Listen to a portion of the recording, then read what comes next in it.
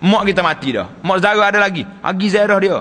Sebagaimana kita buat pada mak kita, kita hormat pada mak saudara dia, hormat kepada pak saudara kita, pak cik kita, hormat. Memberikan kemuliaan, bersilaturahim, dan membina kebajikan padanya.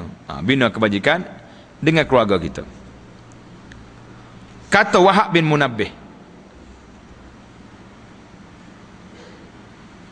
cerita ni dia panggil cerita Israiliyat. Nak dengar ke tak nak dengar? Dengarlah tak. Cerita dia panggil Wahab Munabbih ni. Sesungguhnya Allah Subhanahu Wa Taala telah memberikan wahyu pada Nabi Musa alaihissalam. Wahai Musa, hormatilah kedua orang tuamu.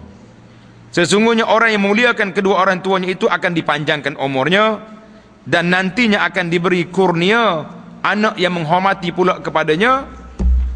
Dan siapa yang derhaka kepada kedua orang tuanya, maka umurnya akan dipendekkan, dan nantinya akan diberi anak yang derhaka pula kepadanya. Jadi cerita ni cerita Israiliyat, tapi disokong oleh banyak riwayat-riwayat lain. Kata Abu Bakar bin Abu Maryam, aku telah baca dalam kitab Taurah bahawa orang yang memukul ayahnya hendaklah dia dibunuh. Jadi akta dalam kitab Taurat, orang yang pukul ayah kena bunuh.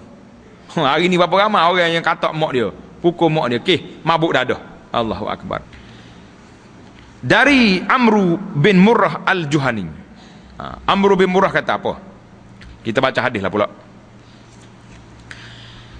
Seorang laki-laki datang kepada Rasulullah sallallahu alaihi wasallam dengan mengatakan, "Ya Rasulullah, bagaimanakah pendapat Tuan jika aku salat 5 waktu,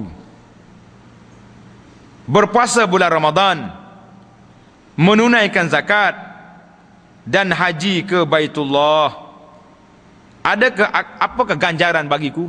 Sedap ni soalan orang ni tanya. Kalau aku buat baik ni apa ganjaran? Jawab Nabi sallallahu alaihi wasallam, "Man fa'ala zalika kana ma'an nabiyyin was-siddiqin wasyuhada was-salihin illa an ya'aqqa walidayhi." Allahu Akbar. Dalam riwayat lain, riwayat Imam Ahmad, malam ya'aqqa. Jawabnya, siapa yang berbuat demikian, puasa, zakat, haji itu, dia akan bersama para nabiyyin, nabi-nabi, orang-orang siddiqin, orang yang benar, orang-orang mati syahid, orang-orang yang saleh, kecuali anak yang derhaka kepada orang tuanya. Hak ni tak jadi apa. Semaya ke, puasa ke, pergi haji 10 kali pun derhaka kepada mak ayah, masih lagi perkiraannya tak selesai lagi. Tak semudah tu dia nak masuk syurga. Allahu Akbar. Berat tak berat? Berat kita. Hadis ni riwayat Imam Ahmad dan At-Tabarani dengan sanad yang sahih. Dan Nabi sabda lagi, la'anallahu al-aqqa liwalidayhi. Tadi hadis ni kita baca dari awal tadi. Tanda situ. Nabi juga bersabda, aku tengok pada malam Isra. Itu tanda lah. Ini kita tak jumpa dah sanak dia tu. Dan diriwayat juga bahawa orang yang maki-maki ibunya dan ayahnya, maka nanti dalam kuburnya akan menyala bara api, yang setiap potong api tersebut berasal dari langit menuju ke bumi. Jawab tanda pakar itu, hadis ini tidak ada la aslalahu, tidak ada asal daripada Nabi sallallahu alaihi wasallam. Jadi hadis tidak asalnya kata hadis lah. Hadis riwayat tadi pula, orang yang masuk dalam kubur. Allahu Akbar. Jadi hadis ini lemah. Hadis yang banyak yang lemah ni. Kata Bishr Al-Hafi, hak ni seorang ahli sufi ni, ceritalah, hak ni tak apa, dia tidak pakai sanad ni. Seorang yang mendekat pada ibunya dan bersedia mendengar kata-katanya, maka yang demikian adalah lebih utama daripada menghayungkan pedangnya pada jalan Allah. Jadi orang yang ada mak ayah lah. Sedangkan orang yang melihat ibunya adalah lebih utama daripada segala sesuatu. Ini pendapat Bishr Al-Hafi, bukan daripada mana-mana asar, mana-mana hadis Nabi sallallahu alaihi wasallam. Jadi senang. Nasihat kita ni panjang. Tuan-tuan boleh bacalah juga. Wahai orang yang mensia-siakan hukum, wahai orang yang derhaka kepada dua orang tuanya, yang melupakan apa yang menjadikan kewajipannya dan apa yang ada di hadapannya, hendaklah anda berbuat baik pada dua orang tua. Itu adalah ketetapan agama. Sedangkan anda telah menerima hukum itu, tetapi kamu masih lagi melakukan kejahatan. Allahu Akbar. Jadi nasihat ini panjang, tuan-tuan boleh baca dalam kitab kita ini sebagai satu nasihat motivasi yang ada. Kemudian yang terakhir sekali dalam muka surat 73, satu cerita yang masyhur, namanya cerita Alqamah. Tanda kat situ, cerita Alqamah. Alqamah ni diceritakan bahawa seorang pemuda yang sangat rajin beribadat, kuat bersalat, kuat berpuasa, bila dia sakit nak mati, isterinya datang kepada Nabi, jumpa Nabi SAW. Nabi hantar pergi dua orang sahabat, suruh pergi ajar dia mengucap. Jadi pergi ajar mengucap tak boleh. Sehinggalah Nabi kita nak bakar Alqamah ni macam mana cerita. Panjanglah cerita ini, telah dicerita oleh ramai orang-orang yang menceritakan.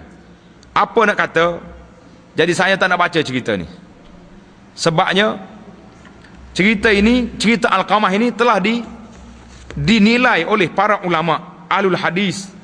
Saya baca sikitlah kepada tuan-tuan dan kepada para pendakwah, tolong hati-hati dalam masalah buat cerita Alqamah ni tentang nisbah dia kepada Nabi. Apa ulama kata? Al-Zahabi cerita Alqamah ni dalam kitab dia ni, kitab Kabair, dengan riwayat hukiyah, dengan cerita diceritakan. Semua ulama lain, Al-Munziri dalam kitab Targhib dia kata ruwiya, diriwayatkan. Kata Imam Al-Jauzi dalam kitabnya Al-Mawdu'at, dia kata siapa dia, ada riwayat dalam riwayat yang hadis ini, tapi dia tak sebut nama Alqamah, tak ada. Cerita ini la yasih, cerita ini cerita yang tidak sahih. Apa sebab tak sahih? Walaupun dia masyhur di kalangan orang ramai, ada orang cerita hadis ni, Alqamah ni, ketika cerita ni lah, cerita derhaka kepada ibu bapa. Ada orang cerita tentang hadis yang menunjukkan kepada su'ul khatimah dan lain-lain lagi. Jadi dalam Imam Zahabi ni sebut dalam cerita ini, banyak lagi ulama lain seperti Tanbihul Ghafilin sebut. Kata di ulama ni kata apa?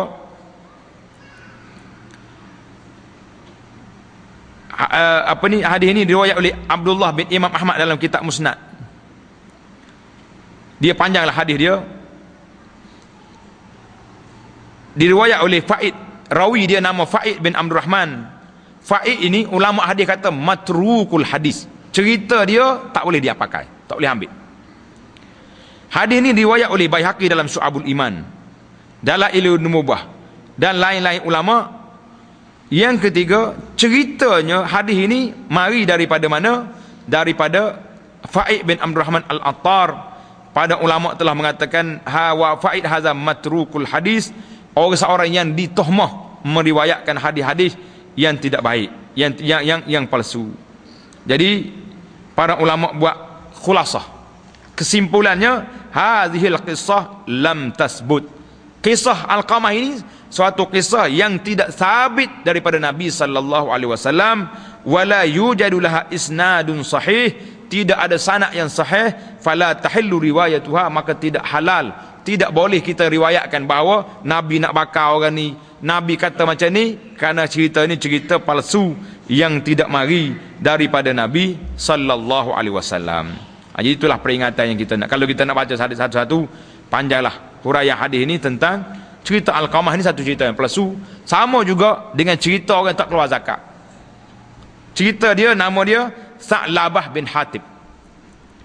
Cerita Sa'labah ni bulan Ramadan masyhur. Orang dia cerita, Sa'labah ni tak keluar zakat, jadi kaya kambing, akhirnya mati. Lah, Sa'labah ni tuan-tuan kena ingat, seorang sahabat Nabi, termasuk di kalangan ahli Badar, orang yang pergi perang Badar. Tiba-tiba kita duk main ke Labah. Cerita ni pun cerita palsu juga. Jadi kalau ada ustaz-ustaz kita yang duk bawa cerita ni, kita minta supaya berhentilah. Buka balik kitab-kitab hadis yang menyebut tentang cerita-cerita palsu. Qisas la tersebut. Kisah yang tidak sabit daripada Nabi, jangan duk bawa. Kerana kita sandar cerita ni kepada Nabi. Nak bawa cerita Pak Pandai tak apa, dia tak sandarkan Nabi. Tapi cerita yang sandar kepada Nabi perlu kepada dalil-dalil. Jadi cerita Sa'labah ni tak sabit. Cerita Alqamah ini pun tak sabit. Tuan-tuan tanda dekat kitab tu, cerita ini palsu, tidak sabit daripada Nabi sallallahu alaihi wasallam. Jadi setakat itulah yang kita rasa perbincangan kita tentang derhaka kepada ibu bapa ini yang dapat kita bincangkan. InsyaAllah kita akan sambung perbincangan kita juga, iaitulah dosa besar yang ke-9, memutuskan hubungan kaum kerabat.